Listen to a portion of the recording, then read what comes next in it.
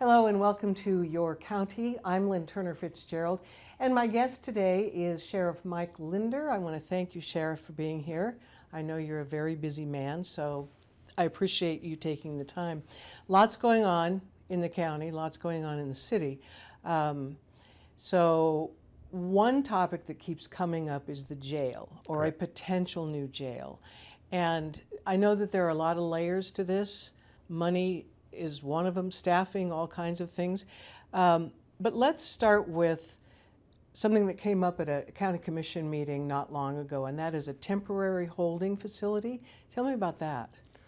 So, Lynn, thanks for having me here. First of all, I think it's a great opportunity to let the public know and the citizens around our county know what we're doing to try to help with some of these problems. And yes, you're absolutely right.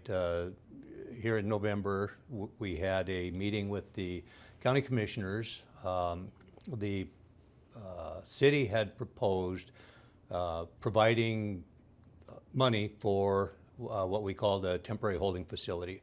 This was something that came up during a previous commissioner meeting, and basically they said that they wanted to provide $500,000, or they had set aside $500,000 for a temporary or a pre-arraignment. We haven't really named it just yet, what we're going to call it, but the intent is to have a small addition onto the jail that would house a number of individuals, say 25 to 30. We haven't really come up with the exact number yet. That would allow the officers, our deputies, highway patrol, whoever else might need to make an arrest, to take somebody down to the jail and actually incarcerate them, when right now our problem is we don't have the room. We've got a 434-bed jail and we're staffed for that, and then we normally have between, say, on the low side, 550 to 560, up to 600 and plus inmates in there. So the idea behind this, let's call it a pre-arraignment facility, would be somebody goes out, an officer goes out, meets with somebody on the street. Maybe that person has several warrants, misdemeanor warrants, something that we wouldn't normally take them into the jail on.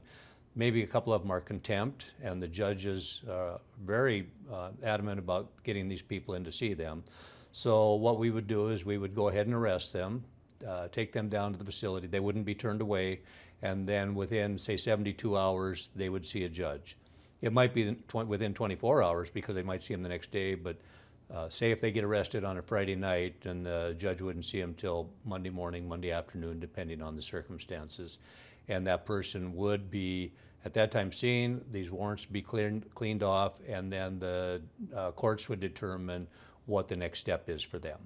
It might be monitoring, electronic monitoring, stuff like that. So we do have some options, diversion options, so that they don't necessarily have to be sitting in jail.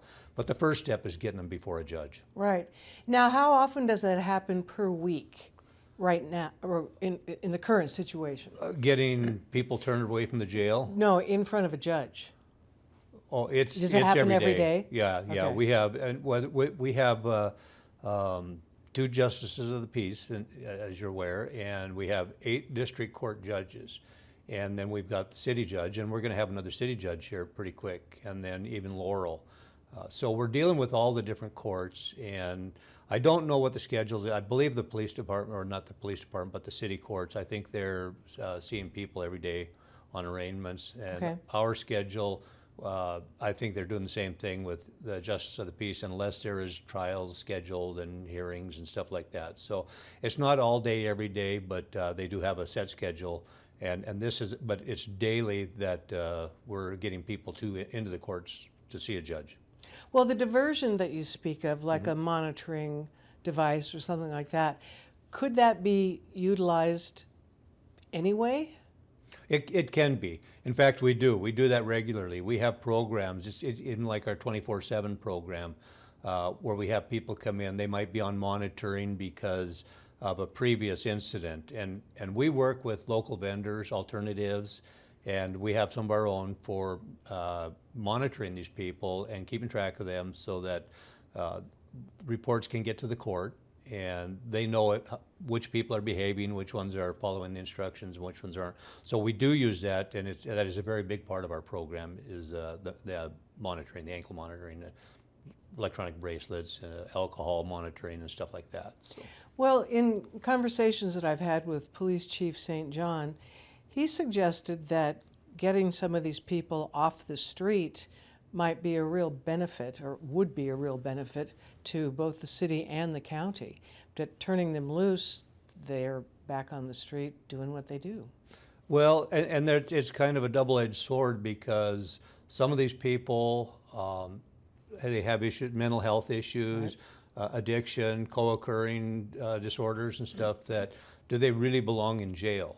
Okay. You know, that's in some cases they absolutely do, because they might be a danger to themselves or others, and so they might not be in there on felony charges, maybe some misdemeanor, no place else to put them. You can't just turn them out on the streets, right. But you can't hold them if there's not some kind of a criminal element there either, or a public safety element. So absolutely, I agree with the chief that when we put them in, but if they go see a judge and the next day the judge says, you know, here's your bond, and it's, you know, a $500 bond, and they bond out, they're right back out in the streets. Right. So okay. A lot of it is bonding out. Some of it is a judge just does not see fit to put somebody in jail when they should be probably in treatment, right. Whether it be for alcohol, whether it be for mental health, whether it be drug addiction, all these things. So in some cases they might be bound to the next court, which would be district court, mm-hmm. and then they would take the lead on what the next step is, and it might be forcing them into some kind of a what might be an alcohol assessment, or it might be drug assessment, or something like that. Depends on what the crimes are. Mm-hmm. That plays such a big role. Well, when you brought up mental health, and I know mm-hmm. that's been a real issue for law enforcement. Is there a facility available for someone in a mental crisis? There is. We do have resources here in Billings, but we probably don't have enough. You know, the mental health center, we have the center downtown, and Crisis Center? The Crisis Center, okay. yes. Mm-hmm. And we have that, and they're fantastic. They do a great job, but they can only hold people for so long. Well, in Crisis Center, they can't stay overnight. They can't. No, that's the problem. So, right. But they can make sure people are fed, and that they have you know, whatever they need to mm-hmm. to get through. But again, like but that you said, would be voluntary. It is. It is. We can't force that. Right. So, but we do. We take people there regularly, and a lot of times, and there are people who are trespassed. We call it trespassed, which basically means that they can't go there because they don't abide by the rules. Mm. Maybe they've been consuming alcohol, high on other drugs or stuff like that. So they have their rules too, and they have to stand by them. Sure. In a lot of these cases, people that we're dealing with have numerous warrants for, it might be misdemeanor, open containers, or urinating in the park, or stuff like that. Right, okay. And people, they get cited for that, but we don't take them to jail for that. In a case like this, especially if it's somebody that just thumbs their nose at the police and says, I'm going to do whatever I want because you can't put me in jail, that's the intent behind this new facility, that's this right. new addition down there. And it's something that could go up rather quickly compared to a, you know, 200, 300, 400, who knows what. We haven't come up with a number of beds for a new expansion, and that would come down to whether or not the voters would approve that.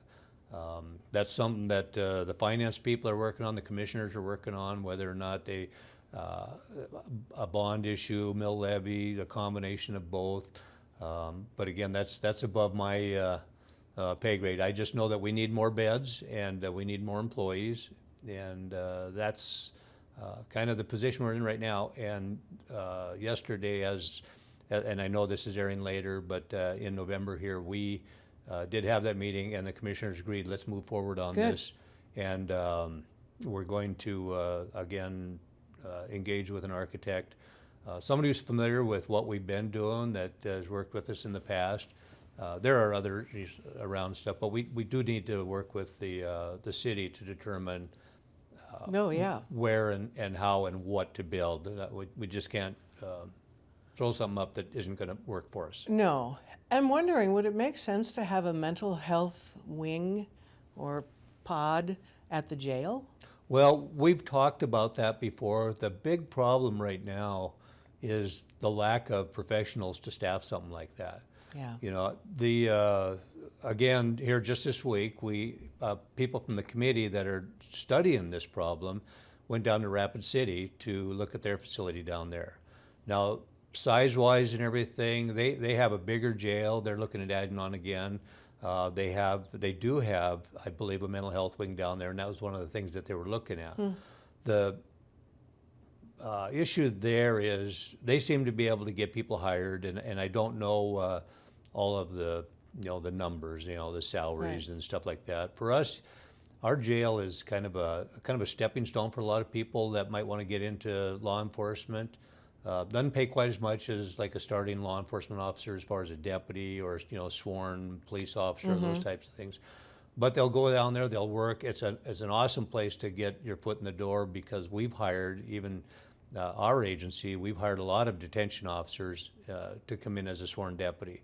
Police department has hired them. We've had other agencies that have hired them. So it's kind of a little bit of a revolving door there, because people that might otherwise come in there, start their career there, decide that they want to move on to something else. Now we have to rehire that position.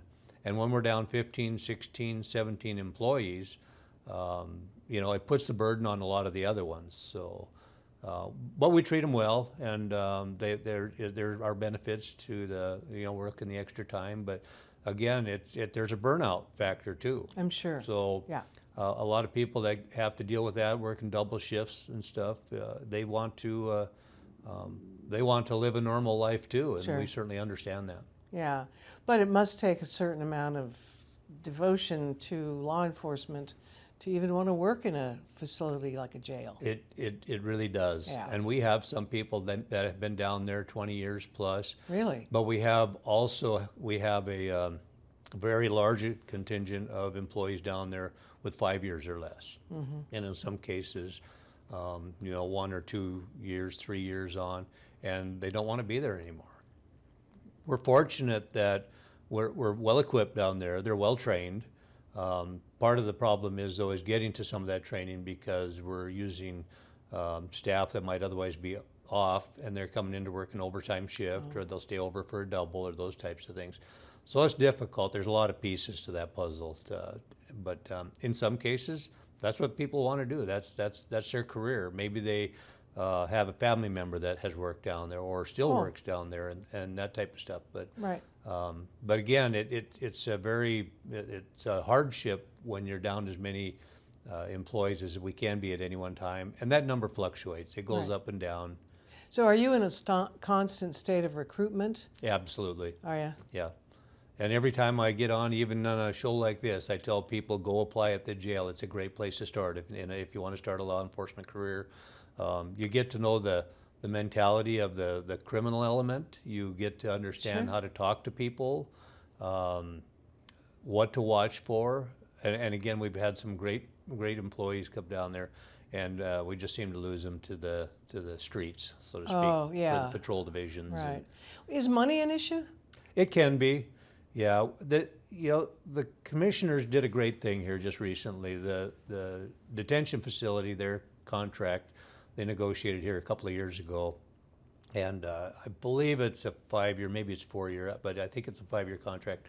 But the commissioners did what they called the market adjustment, and they increased all of those because of inflation and everything. They increased all those without going to negotiations or anything. They Nice. just said, we got to pay everybody more that has that coming. So they did. That was a great thing for them to do, and it's something else we're going to have to look at when it comes time to an addition, because there's no way we're going to be able to hire the number of people that we're going to need to. If we add this number of beds, that's going to be a lot of employees that we're going to have to hire. Where do you find them? Advertise. Really? Yeah, absolutely. Is there a special background you're looking for, like a military background, or? Veterans are awesome because of the experience that they have and stuff. But no, that's not necessary. If you're 18 and you can pass a physical, and it's not a physical that's very stringent that we do for like law enforcement, Okay. Sworn law enforcement officers and stuff. But we do have to have something there. They pass a test. They do a written test. We have a test that we've used down at the jail for years. And if all of that goes well, absolutely, we'll hire you, we'll train you, and Men and women? Men and women. Okay. Yep, you bet. And in fact, in a lot of cases, women are, I wouldn't say preferred, but are encouraged because we want to have them for dealing with the women population down there at the jail. Even though everybody works with everybody, men Sure. will, guard the women and vice versa and stuff. But we don't have a lot of women, so that's why we encourage women to apply. Is it a dangerous job? It can be. The nice thing about it is you will not see probably a closer knit team than what you see down there because they're there together all the time. And Yeah. when somebody is in a unit, we have what's called direct supervision, which if we were in a unit with inmates right now, I would be sitting here in a lot of cases by myself and with all the inmates in there. And if they need something, whether it be tissue paper, whether it needs a notebook or papers, things like that, they would come up and talk to the guard. I think we're the only one that's doing that in Montana. In most cases, they're what they call indirect supervision, where I would be out there looking in the window, making sure everything was under control here and stuff. So You're monitoring rather than absolutely sitting there. interacting with the inmates, that makes a lot of difference. Right. But and again, sometimes things get dangerous. But when you hear the call for assistance, get out of the way because you're going to have a dozen detention officers Gotcha. running to assist. So Good. they do a great job. We have in Billings and in Yellowstone County recently seen an alarming amount of gun violence. Right. What are your thoughts? Well, I think my biggest concern is where the guns are coming from. And not that these people, whether they had a gun or whether they had a knife or whether they had some other instrument, to assault somebody with, some of these people are going to do that regardless. What we're seeing to be one of the bigger problems is where the guns are coming from, and they're coming from local citizens.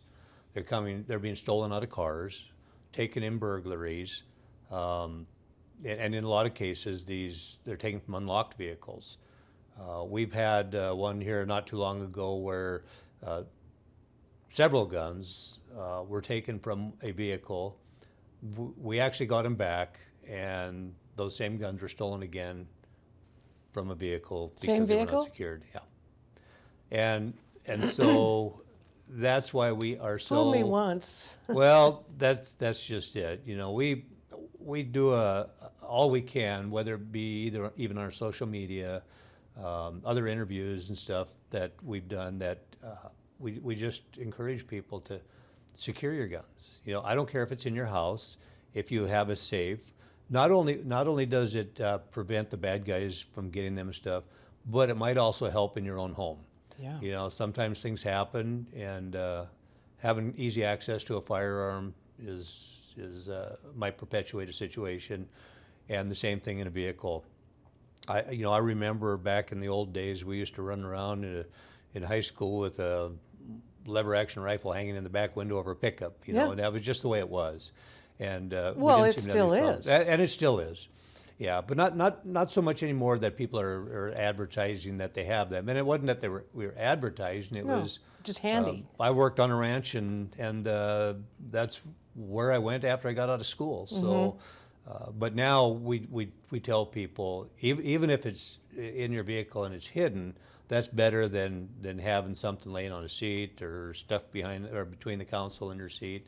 And so that's one of the things that we're seeing, and that's what we believe this shooting out in Lockwood, what that started out as was people going through vehicles or looking into vehicles, opening doors, and looking for something to steal. Right. Not necessarily going to take looking for a stereo or equipment or Right, stuff like that, yeah. because a lot of this stuff was left behind.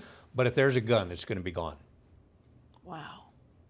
So, are you seeing any ghost guns? I think I've seen maybe one Is that come right? through our office. They're out there, I have no doubt. And I know the police department probably runs into more of that because if they're showing up out there in the city, they've seen a lot more as far as the numbers. And a lot of that just simply because it's happening in the city with locals and stuff that we're not seeing quite so much out in the county. Right. One of the questions that was asked in earlier this week was spillover from the city into the county, and I don't know that I'd call it spillover. I think these are crimes of opportunity. If somebody is going to go looking for, some place to burglarize or somebody's vehicle to go through, out in the county, you run into places that are dark and people will go. Oh, yeah. And not so much in the city. But on the other hand, if you don't have a ride to get out to the county or out someplace, they're going to stay probably close to home. Or steal a car. Or steal a car. In fact, again, this Lockwood incident, that was a stolen car that we were chasing. So take your keys. That's the three main things. Lock your cars, seems take your just keys, obvious, doesn't and don't it? leave. Yeah, it does. Well, I wanted to ask you too about the youth violence, and mostly in the city. It hasn't really been in the county too much. But what would you say to parents? What do you say? I think in a lot of cases it's the lack of the parenting. Maybe a single parent household that we're seeing this happens a lot. Maybe the inability to keep the children controlled or follow the rules. Maybe they have an in-house curfew or something, and the kids just don't care. And you look back at historically discipline. What you might have done in the past. Not saying that this stuff was always right, but if I had access to an iPod or an iPad or in those days a Walkman or something, and did something like that, I wouldn't have that. I wouldn't have access to that, and I would think about that maybe next time. Yeah. But now you're talking about things much more serious, such as taking a parent's car, unauthorized use, we call that, and charging people with that. But in the most cases, the families members aren't going to want to have another family member charged and stuff like that. So they just kind of let it go, and that allows things to kind of perpetuate because no consequences. Right. And that's something that came up during our recent meeting here too, and Scott Twytle brought it up, that our juvenile justice laws are very antiquated. And that's stuff that we need to look at. Oh. So probably coming up in the next legislature, I think we're going to see some of that. And I'm not sure who's going to take the lead on that, but I know that there are some legislators that are interested too. You look at youth services, for example. That's a county facility, but do we have enough room to deal with some of the issues that we're seeing in a lot of these cases? Kids that maybe shouldn't go home, we don't have the power to hold them, and they end up going back home. What happens if they go back there and now there's something happens that's worse than maybe slapping mom or punching dad or something like that. So we have to look at what are our options and how do we deal with that. Same thing with down at the fair last year. We had a shooting down there. They were juveniles? Not last year. Okay. Last year. This past fair, we had a very heavy contingent of law enforcement down there. People that were down there. I can't tell you how many people called, emailed, or just in passing said thank you for having the presence down there. Good. We had a great. We had the police department. We had probation and parole. We had the highway patrol. We had some federal agencies down there. And we did a lot of moving around, just making sure if you acted suspicious, chances are you're going to have somebody following you. Yeah. And we did have that down there, but we had a great Well, review. the presence was obvious. Yeah.